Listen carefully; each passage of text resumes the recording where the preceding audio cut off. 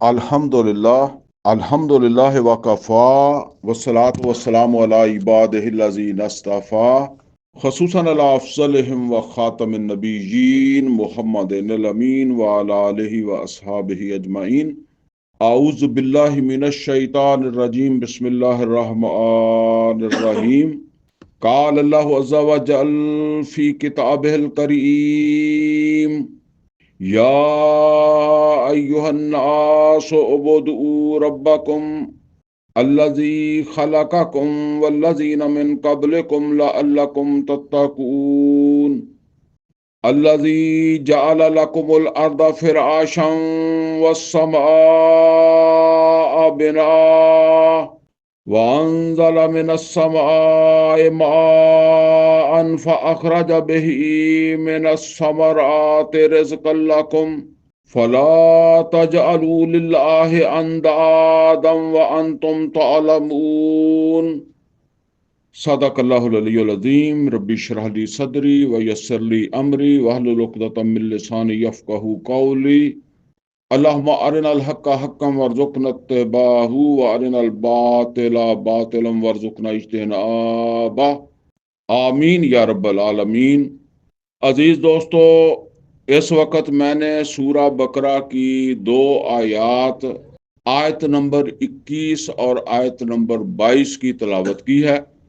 ان آیات کے حوالے سے جو آج ہمارا موضوع ہے، یا ان آیات کے حوالے سے جو ہمارا عنوان ہے، وہ ہے عبد اور عبادت کا حقیقی مطلب۔ یعنی ہم نے یہ سمجھنا ہے کہ عبد اور عبادت جو ہے وہ کسے کہتے ہیں۔ یہ بات سمجھ لیں جی کہ عبد کا جو لفظ ہے یہ اردو زبان میں اسی لفظ کے مترادف ہے جو ہم غلام کا لفظ جو ہے وہ اپنی زبان میں استعمال کرتے ہیں، اور فارسی زبان میں اس کے لیے لفظ بندہ ہے۔ یعنی عربی زبان کا لفظ عبد اور اردو زبان کا لفظ جو ہے وہ غلام، اور فارسی زبان کا لفظ بندہ جو ہے یہ ایک ہی مفہوم جو ہے وہ رکھتے ہیں، ایک ہی معنی ہے اس کا۔ اور اسی طریقے سے سمجھ لیں کہ عبد سے عبادت بنتا ہے، بالکل اسی طریقے سے غلام سے غلامی بنتا ہے، اور بندے سے بندگی بنتا ہے۔ نبی کریم صلی اللہ علیہ وسلم کی دنیا کے اندر تشریف آوری سے پہلے، آپ کی پیدائش سے بھی پہلے، عرب کے اندر غلامی موجود تھی، یا یوں سمجھ لیں کہ عرب کے اندر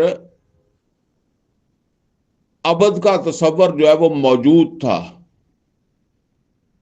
کیونکہ اس زمانے میں جو ہے وہ کسی جنگ کی وجہ سے، وہ اس وقت کوئی بڑی جنگیں نہیں ہوتی تھی، آپس کے اندر قبائل کیا کوئی جھگڑا ہوا، کسی کمزور کو جو ہے وہ زیر کر لیا، کیونکہ کوئی حکومت نظام تو ہے نہیں،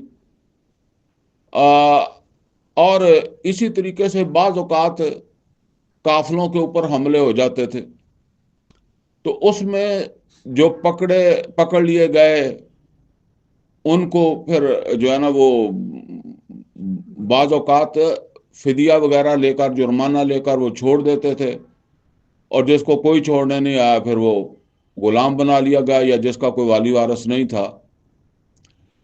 اور اب یہ جس آدمی کے سپرد ہو گیا ہے، اب یہ اسی کے حوالے ہے۔ وہ اس کے اوپر جو ہے وہ ہر طرح کا اختیار جو ہے وہ رکھتا ہے. وہ جو چاہے اس کو حکم دے، اس کو جو ہے وہ اس حکم کے مطابق جو ہے وہ عمل کرنا ہے.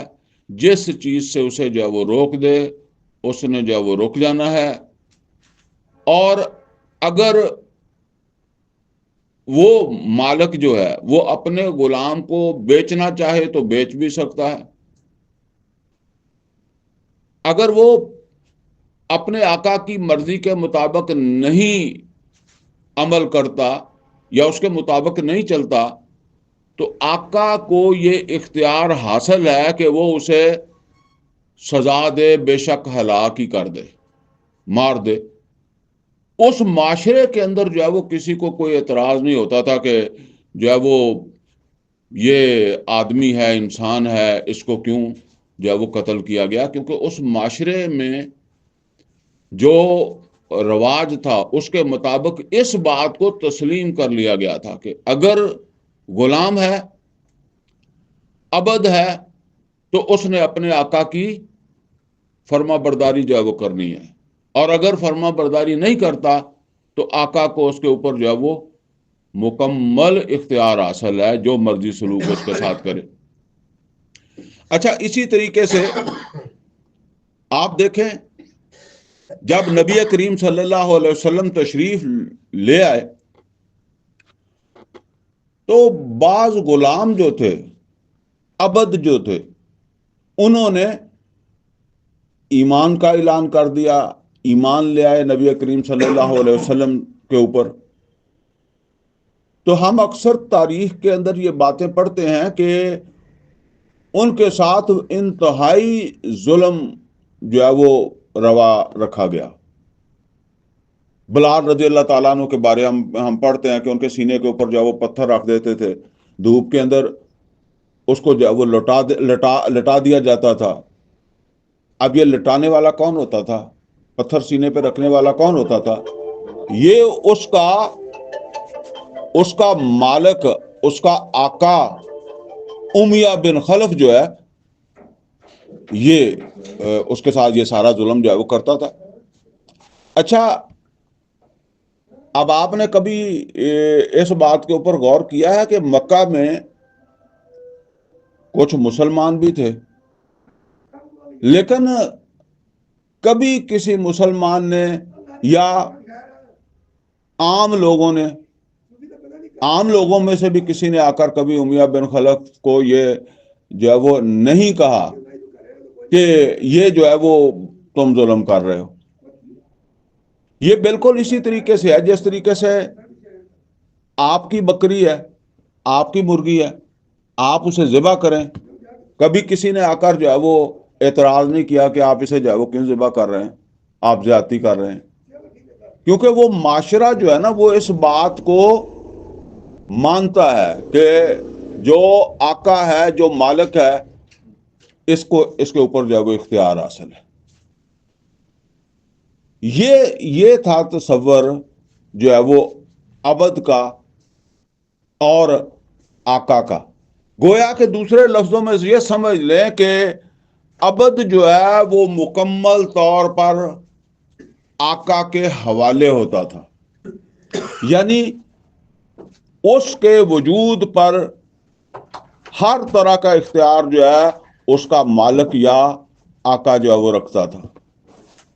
جس طرح میں نے مثال دیا کہ ہم اپنے کسی جانور کے اوپر، بکری کے اوپر، گائے کے اوپر جو ہے وہ ہم جب مالک ہوتے ہیں تو ہم اس کے اوپر جو ہے وہ اپنا اختیار جو ہے وہ رکھتے ہیں. اچھا، یہ بات نوٹ کر لیں کہ اللہ تعالی قرآن حکیم کے اندر یہ بات ارشاد فرماتے ہیں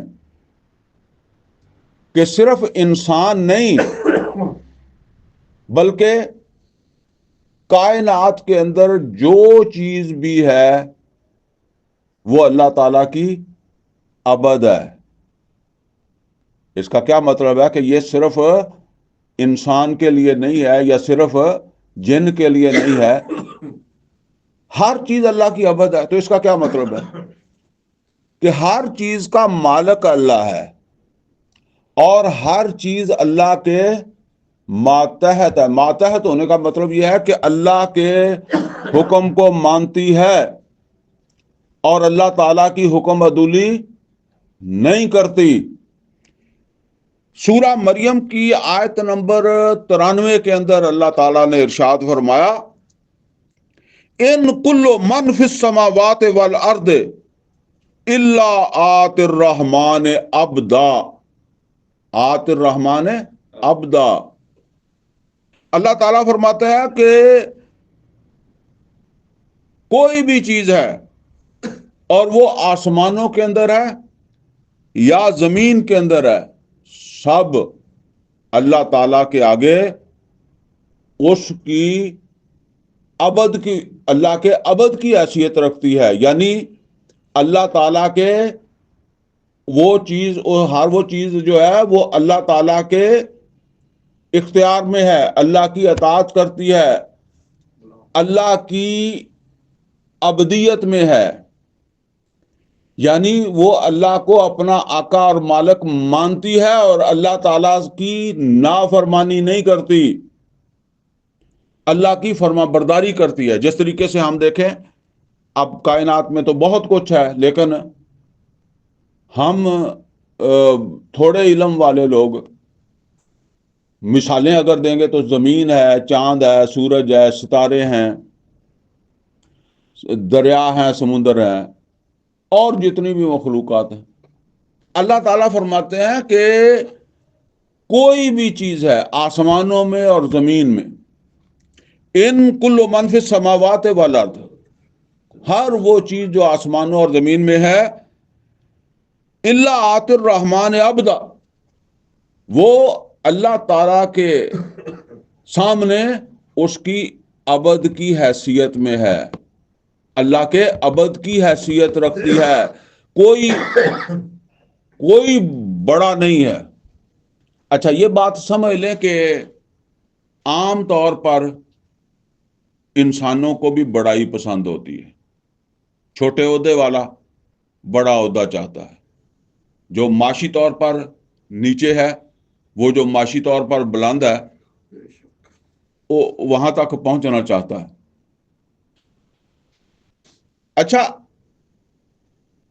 اسی طرح کی جو سوچ ہے نا، اس کے تحت پیغمبروں کی محبت میں بھی بعض جو قومیں تھی انہوں نے جو ہے وہ پیغمبروں کا درجہ جو ہے وہ بڑھایا.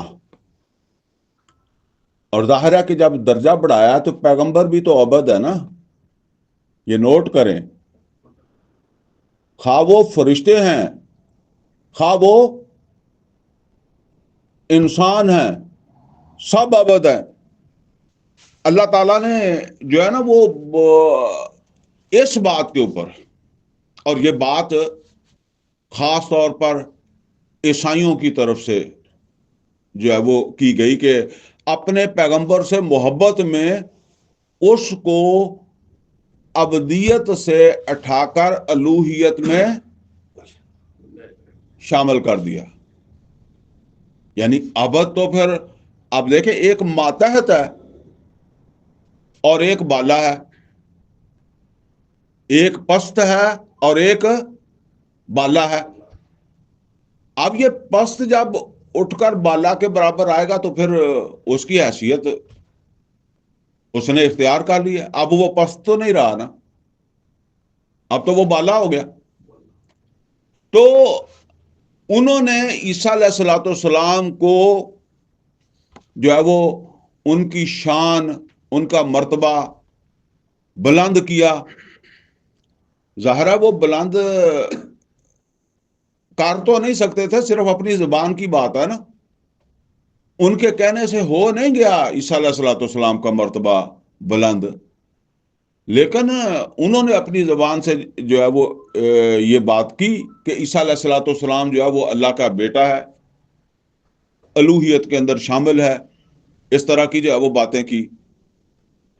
تو اس کے اوپر اللہ تعالیٰ نے ارشاد فرمایا، اور یہ سورہ نساء کے اندر ہے. یہ سورہ نساء کی آیت نمبر 172 میں اللہ تعالیٰ نے فرمایا لن یستنکف المسیح ان یکون عبدا للہ،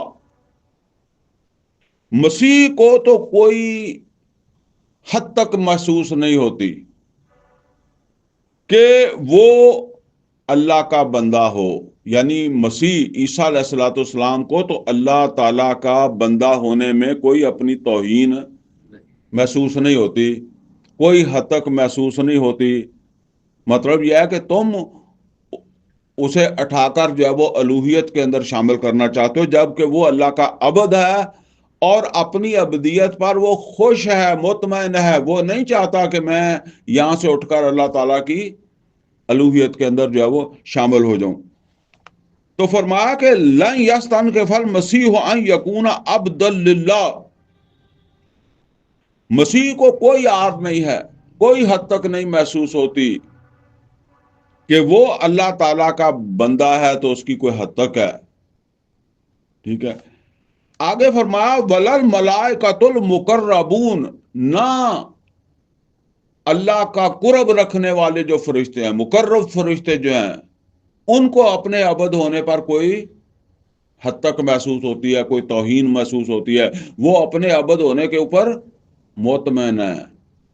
تو مطلب یہ ہے کہ تم کیوں خام خواہ اتنی مشقت اٹھاتے ہو کہ ان کا مرتبہ جو ہے وہ اٹھانے کی کوشش کرتے ہو، وہ تو اپنی ابدیت کے اندر جو ہے وہ خوش ہیں۔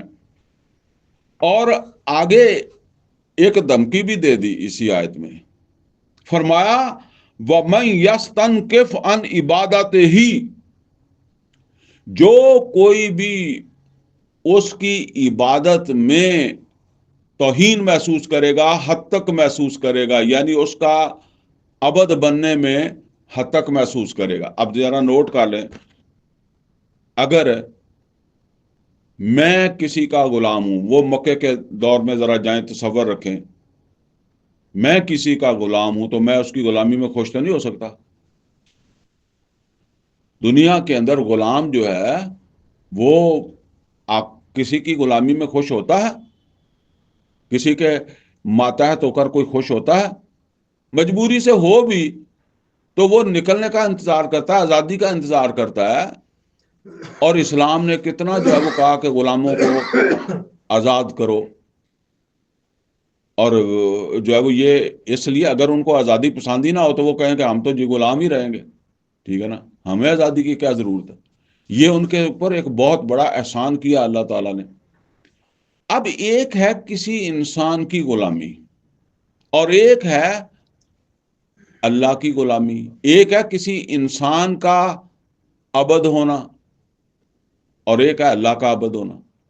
تو فرمایا کہ وَمَن يَسْتَنْكِفْ عَنْ عِبَادَتِهِ، جو کوئی اس کی عبادت میں توہین محسوس کرے گا۔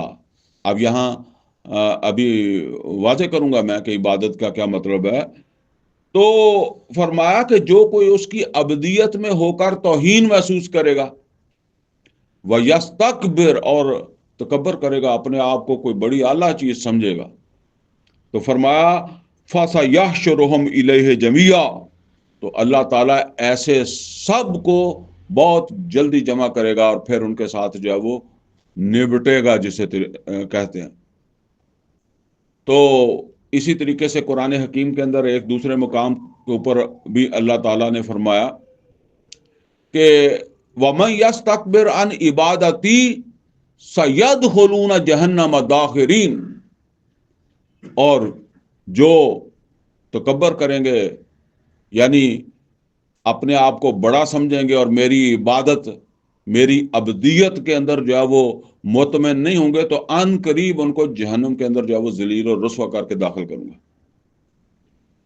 تو اس کا مطلب یہ ہے کہ ہر چیز ہی اللہ کی عبد ہے، لیکن یہاں خطاب کس سے ہے؟ یہ جو آیات ہم نے پڑھی انسانوں سے ہے۔ تو انسانوں کا عبد ہونا اور انسانوں کی عبادت کیا ہے؟ باقی جتنی بھی چیزیں ہیں، مثال کے طور پر چاند ہے، سورج ہے، زمین ہے، آسمان ہے، ان کی عبادت تو یہ ہے کہ وہ جو اللہ ان سے کام لے وہ کام کریں، اللہ تعالیٰ کی فرما برداری کریں۔ انسان جو ہے اس سے اللہ کا کیا مطالبہ ہے؟ یہی مطالبہ اللہ تعالیٰ کا انسانوں سے بھی ہے۔ جو نبی صلی اللہ علیہ وسلم کے آنے سے پہلے ایک آقا جو ہے وہ اپنے عبد سے یا غلام سے جو تقاضا کرتا تھا، اللہ تعالیٰ نے نبی کریم کے ذریعے سے جو بھی ایمان لائے ان کو یہ بات سمجھا دی کہ تم سب اللہ کے عبد ہو۔ ویسے تو یہ سمجھ لیں کہ ہر انسان اللہ کا عبد ہی ہے، ہر چیز اللہ کی عبد ہے تو انسان ہے، لیکن ظاہر بات ہے کہ جو ایمان ہی نہیں لائے تو وہ پھر خود بخود ہی اس بحث سے نکل گئے۔ جو ایمان لائے ان کو جو بات سمجھائی وہ کیا ہے کہ تم اللہ کے عبد ہو اور اللہ تمہارا مالک ہے، آقا ہے، خالق ہے، رب ہے۔ اور یہ بات کہ ہم عبد ہیں اور اللہ ہمارا رب ہے، مالک ہے، آقا ہے، تو ہم نے ہماری حیثیت کیا ہے یا ہم نے کیا کرنا ہے، یہ بات جو ہے نا وہ خود بخود اس وقت لوگوں کو سمجھ آتی تھی۔ کیسے سمجھ آتی تھی؟ ان کو پتا تھا کہ عبد جو ہوتا ہے اس کی اپنے آقا کے سامنے کیا حیثیت ہوتی ہے، وہ اپنے آقا کی ملکیت ہوتا ہے، اس کی ملک ہوتا ہے، اور یوں سمجھ لیں کہ اس کے تمام معاملات جو ہیں وہ اس کے مالک کی مرضی سے جو ہے وہ چلتے تھے نا۔ تو اگر اب اللہ کو اپنا آقا مان لیا ہے، اللہ کے اپنے آپ کو جو ہے وہ عبد مان لیا ہے، تو پھر اب ہم مکمل طور پر کس کے حوالے ہو گئے ہیں؟ اللہ کے حوالے ہو گئے ہیں۔ اور اللہ کے حوالے ہو گئے ہیں تو اب کچھ بھی ہمارا نہیں ہے، یعنی ہماری زندگی جو ہے اس کا کوئی گوشہ جو ہے اس میں ہمارے پاس اللہ کے مقابلے میں اختیار ہی نہیں ہے، اس لیے کہ ہم نے اسے اپنا آقا مان لیا ہے۔ ہمارے ذاتی معاملات ہوں، ہمارے معاشرتی تعلقات ہوں، اور ہماری زندگی کی جتنی بھی بھاگ دوڑ ہے، ہمارا جینا، ہمارا مرنا، وہ اس آقا کی مرضی کے مطابق ہونا چاہیے۔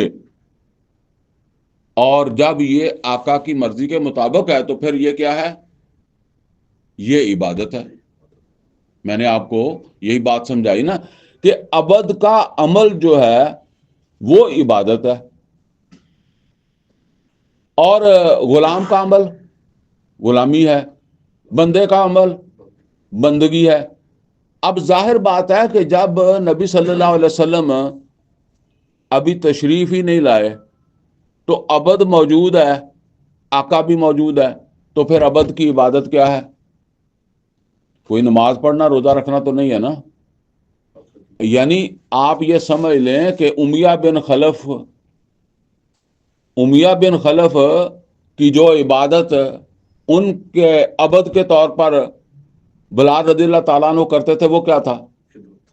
اس کی اپنے آپ کو اس کے حوالے کر دیا ہے، جو وہ چاہتا ہے وہی کرنا ہے، اور جو جس سے وہ روکتا ہے اس سے رک جانا ہے۔ میری نہ کوئی پسند ہے، نہ کوئی ناپسند ہے، نہ کوئی اختیار ہے۔ اب اسلام لانے کے بعد، ایمان کے بعد، جب اللہ کو اپنا آقا مان لیا ہے تو اب صبح سے شام تک جو کچھ بھی کرنا ہے وہ اللہ کی رضا کے لیے کرنا ہے۔ بے شک میرے ذاتی معاملات ہوں، بے شک میرے معاشرتی معاملات ہوں، بے شک میرے معاشی معاملات ہوں، میرے سیاسی معاملات ہوں، مکمل میری جو نشست و برخاست ہے وہ ان حدود کے اندر رہ کر جو ہے وہ میں نے زندگی گزارنی ہے۔ عام طور پر ہمارے جو ایک تصور بن گیا ہے کہ عبادت جو ہے وہ نماز روزے کو، حج زکوٰۃ کو ہم نے سمجھ لیا، تو ہم یہ جس وقت اپنے معاشرے کے اندر لوگوں کے ساتھ ڈیلنگ کرتے ہیں، معاملات کرتے ہیں، تو اس وقت ہم یہ نہیں سمجھتے کہ اگر ہم نے یہاں اپنے مالک کی مرضی جو ہے اس کا خیال نہیں رکھا تو مالک جو ہے وہ ہم اس کی سزا کے مستحق ہو جائیں گے۔ جس طرح ہم سمجھتے ہیں کہ اگر میں نے نماز نہیں پڑھی تو میں اللہ کی سزا کا مستحق ہو جاؤں گا، اسی طریقے سے اگر میں نے بیوی کے حقوق نہیں دیے، میں نے بہن بھائیوں کے حقوق نہیں دیے، ماں باپ کے حقوق نہیں دیے، ہمسایوں کے حقوق نہیں دیے، دکاندار نے گاہک کا حق نہیں دیا اور گاہک نے دکاندار کا حق نہیں دیا، وہ جو مل مالک ہے اس نے مزدور کا حق نہیں دیا، مزدور نے مل مالک کا حق نہیں دیا، اور ایک حکمران نے اپنے عوام کا حق نہیں دیا، اور عوام نے حکمران کے حقوق جو ہے وہ نہیں دیے۔ تو یہ جب حقوق نہیں دیے تو پھر اگر ہم اللہ تعالیٰ کے بندے ہیں تو ہمیں یہ حقوق بھی اللہ تعالیٰ ہی کا حکم ہے نا کہ یہ حقوق العباد، حقوق ادا کرو۔ اور جب ہمارا یہ تصور درست ہوگا کہ دیکھیں ہم دکان پر بیٹھے ہوئے بھی اللہ کے عبد ہیں، حکمران بھی اللہ کا عبد ہے، اور عوام بھی اللہ کے عبد ہیں، اور اللہ کے عبد ہونے کے نتیجے میں اپنی اپنی جگہ کے اوپر دوسروں کے حقوق جو ہیں ان کا لحاظ کرنا ہے، ان کی ادائیگی کرنی ہے۔ تو یہ ہے اصل کے اندر جو ہے وہ عبادت کا وہ تصور کہ اگر واقعتاً انسان نے اپنے آپ کو اللہ تعالیٰ کا عبد مان لیا ہے تو اب اس نے اپنے آپ کو اپنے رب کے حوالے جو ہے وہ اپنے مالک کے حوالے جو ہے وہ کر دیا ہے، اور اس کی پوری زندگی اللہ تعالیٰ کی مرضی کے مطابق جو ہے وہ گزرنی چاہیے۔ اور وہ مسجد میں ہے، وہ بازار میں ہے، وہ دکان کے اوپر بیٹھا ہوا ہے، وہ بیوی کے ساتھ رہ رہا ہے، وہ اپنی اولاد کے ساتھ رہ رہا ہے، وہ اپنے والدین کے ساتھ رہ رہا ہے، اس کے اڑوس پڑوس میں کون رہتا ہے، اس کا جو کاروبار ہے، اس کے جو معاملات ہیں، یہ سب کے سب مالک کی مرضی کے مطابق ہوں گے، تو یہ پوری زندگی عبادت ہوگی، اور اسی عبادت کا اللہ تعالیٰ جو ہے وہ مطالبہ کرتا ہے۔ اچھا، قرآن کریم کے اندر سورہ ذاریات کی آیت نمبر 56 میں اللہ تعالیٰ نے یہ بات فرمائی ہے، فرمایا وَمَا خَلَقْتُ الْجِنَّ وَالْإِنسَ إِلَّا لِيَعْبُدُونِ، کہ میں نے جنوں اور انسانوں کو کسی اور کام کے لیے نہیں پیدا کیا، بس ایک کام کے لیے پیدا کیا، الا لیعبدون، کہ بس وہ میری عبادت کریں۔ اب آپ غور کریں کہ اگر ہم عبادت کا یہ تصور لے لیں کہ جی عبادت جو ہے وہ صرف نماز روزے کا جو ہے وہ نام ہے، ذکر اذکار کا نام ہے، تو ظاہر بات ہے کہ اس طرح کی عبادت کیا پیغمبروں نے کی ہے کہ اس کے علاوہ کوئی اور کام نہ ہو؟ اللہ تعالیٰ فرما رہا ہے کہ وَمَا خَلَقْتُ الْجِنَّ وَالْإِنسَ إِلَّا لِيَعْبُدُونَ، کہ میں نے جنوں اور انسانوں کو صرف عبادت کرنے کے لیے پیدا کیا۔ تو ظاہر ہے کیا پیغمبر جو ہے وہ سوتے نہیں تھے؟ کوئی دوسرے معاملات اپنے جو ہے وہ عزیز و اقارب کے حقوق نہیں دیتے تھے؟ تو ایسا تو نہیں تھا کہ کسی پیغمبر کے بارے میں آپ یہ جو ہے وہ کہیں کہ اس نے تو جی ہر وقت مسئلے کے اوپر ہی زندگی گزار دی، مسجد میں زندگی گزار دی، یا ذکر اذکار ہی کے اندر جو ہے وہ زندگی گزارتی، یہ دوسرے معاملات بھی ساتھ ہی تھے نا۔ تو اب اللہ تعالیٰ فرماتا ہے کہ میں نے جنوں اور انسانوں کو صرف ایک کام کے لیے پیدا کیا، اور وہ کام کیا ہے؟ عبادت۔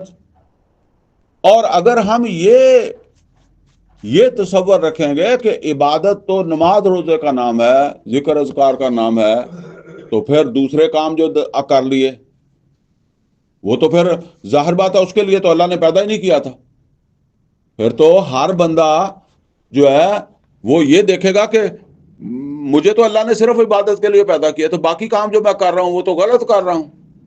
تو اس کے اوپر تو بڑے بڑے آپ کو ولی اللہ، بڑے بڑے تقوی والے بھی جو ہے وہ پھر جو ہے وہ قصوروار ملیں گے نا۔ تو اصل کے اندر بات یہ ہے کہ عبادت ہے پوری زندگی میں اللہ تعالیٰ کی فرما برداری کرنا۔ تو یہ تصور جب ہم بنائیں گے تو پھر اگر ہم روزی بھی کما رہے ہیں اور ان اصولوں کے مطابق کما رہے ہیں جن اصولوں کے اندر رہتے ہوئے اللہ تعالیٰ نے ہمیں کمانے کی اجازت دی ہے، اور اسی طریقے سے اپنی بیوی کے حقوق دے رہے ہیں اور ہمسایوں کے حقوق دے رہے ہیں، دنیا کے اندر دوسرے معاملات ہم کر رہے ہیں، لیکن اللہ تعالیٰ کو اپنا مالک مان کے اس کی مرضی کے باہر نہیں جا رہے، اس کی مرضی کے اندر رہتے ہوئے سارے معاملات کر رہے ہیں۔ تو یہ ہے عبادت کا وہ صحیح تصور جو اللہ نے فرمایا کہ میں نے جنوں اور انسانوں کو صرف اس کام کے لیے پیدا کیا ہے کہ وہ میری عبادت کریں۔ تو اب آ جائیں جی ان دو آیات کی طرف جو ابھی ہم نے پڑھی ہیں۔ ان میں اللہ تعالیٰ نے انسانوں سے، تمام انسانوں کو مخاطب کر کے کیا فرمایا؟ فرمایا یا ایھا الناس، اے لوگو، اعبدوا ربکم، عبادت کرو اپنے رب کی۔ یہ جو ابھی میں نے ساری گفتگو کی ہے تو اس کا مطلب کیا ہے کہ اپنی پوری زندگی اپنے رب کی منشا کے مطابق جو وہ گزارو۔ اعبدوا ربکم، اس نے نماز کا کہا ہے تو نماز پڑھو، اس نے حلال کھانے کا کہا ہے تو حلال کھاؤ، اس نے سچ بولنے کا کہا ہے تو سچ بولو، اس نے اگر ظلم سے منع کیا ہے تو ظلم کو ترک کر دو، ٹھیک ہے نا۔ جس چیز سے اس نے منع کیا اس کو چھوڑ دو، جس کام کے کرنے کا کہا ہے وہ کام جو ہے وہ انجام دو۔ فرمایا یا ایھا الناس، لوگو، اعبدوا ربکم، اپنے رب کی عبادت کرو، اپنے آپ کو اپنے مالک کے سپرد کر دو، اس کے حوالے کر دو۔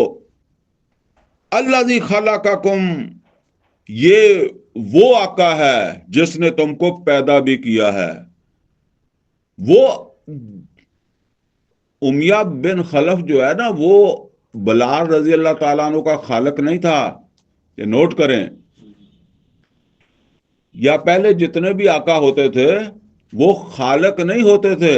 اللہ فرما رہا ہے کہ تمہارے ان آقاؤں سے یا تمہارے تصور کے مطابق جو آقا کا ایک مقام ہے وہ بہت نیچے کا ہے۔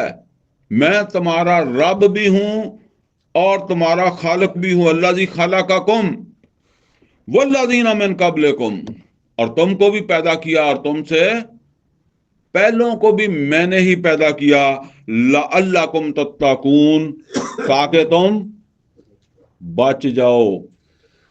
اس کا مطلب یہ ہے کہ اگر تم نے میری عبادت سے سرتابی کی یا میری وہ جو حدود ہیں ان سے تجاوز کیا، جو میں نے کرنے کا کہا ہے وہ نہیں کیا، جس چیز سے میں نے روکا ہے اس سے تم نہیں رکے، تو پھر بچ نہیں سکو گے۔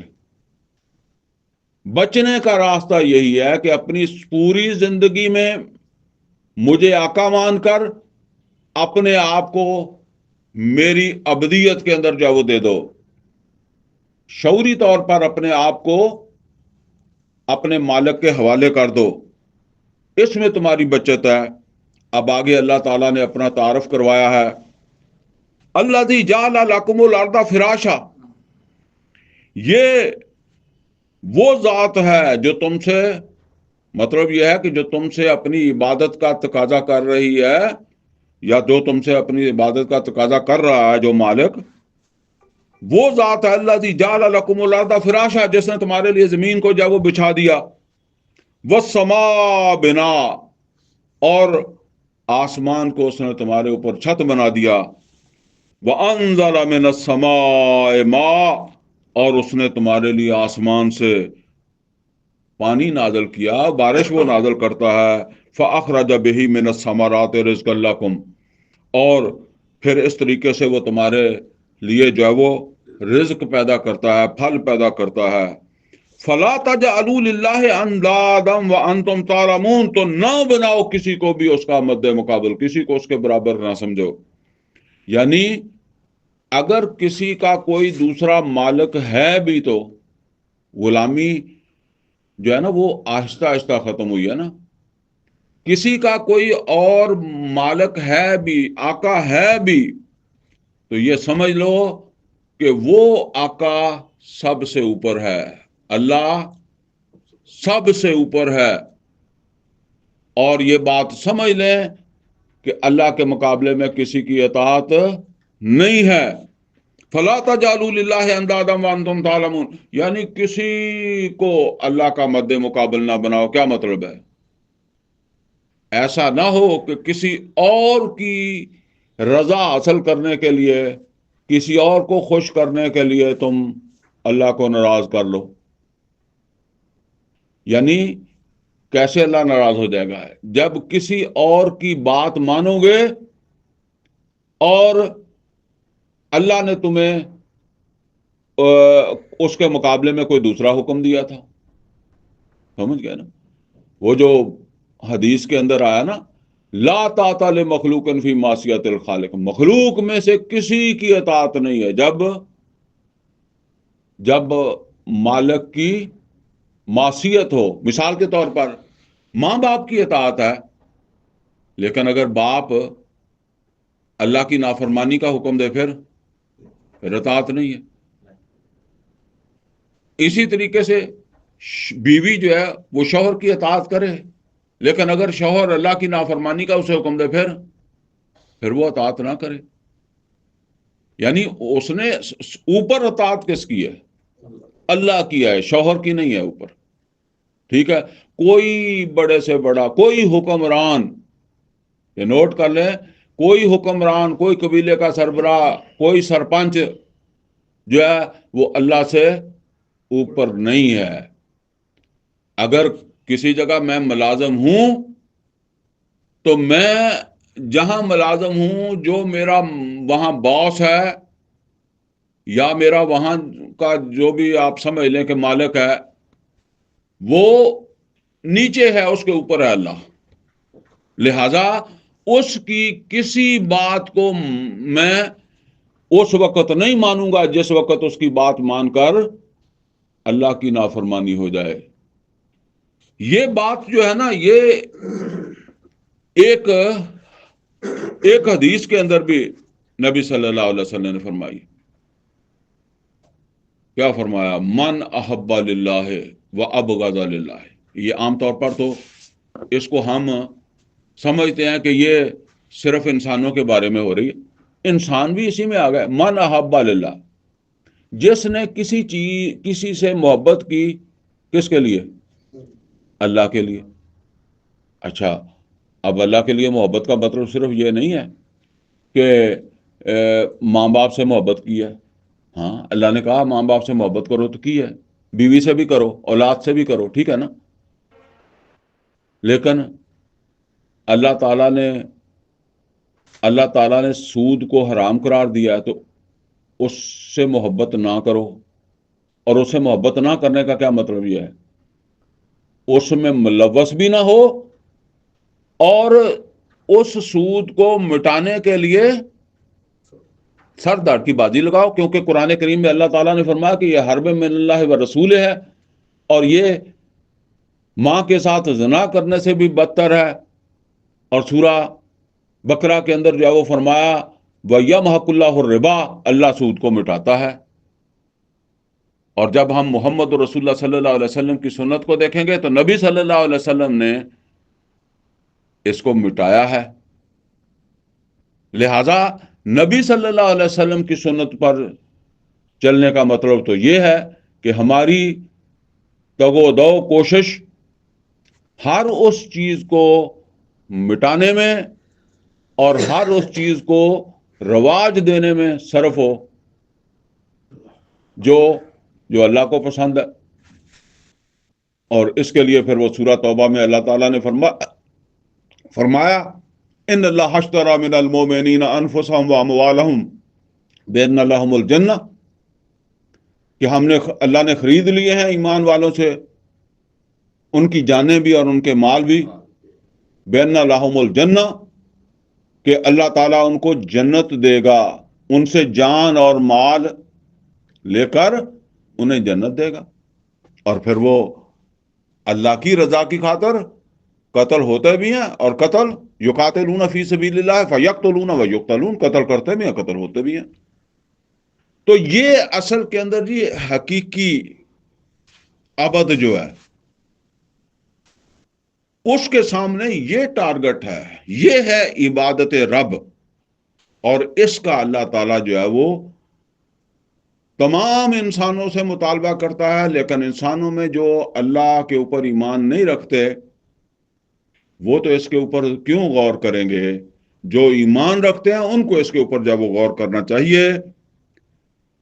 اللہ تعالیٰ سے دعا ہے کہ اللہ ہمیں قرآن کا فہم عطا فرمائے، عمل کی توفیق عطا فرمائے، اور صحیح معنوں میں اللہ تعالیٰ ہمیں ابد